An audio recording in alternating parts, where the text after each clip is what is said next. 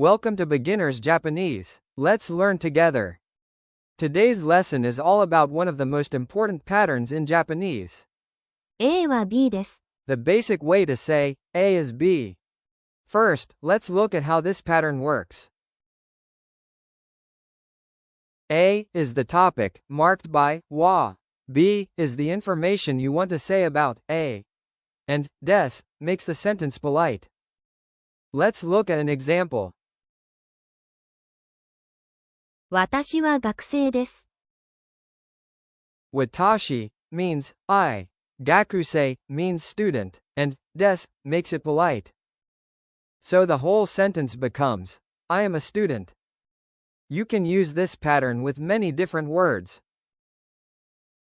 Repeat each phrase twice after the audio. 私は会社員です。私は会社員です。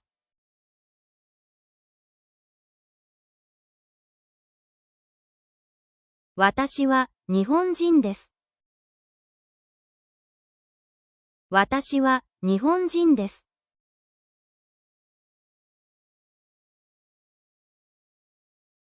これは本です。これは本です。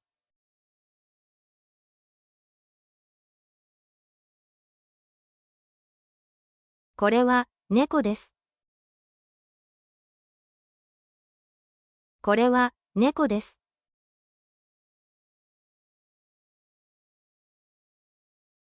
Now let's look at negative form. To say A is not B, use A は B じゃないです。Let's look at an example. 私は学生じゃないです。This means, I am not a student. In this sentence, janai desu is the polite way to say is not. Repeat each phrase twice after the audio. 私は会社員じゃないです。私は会社員じゃないです。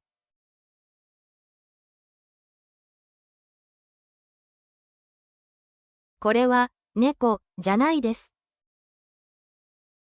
これは猫じゃないです。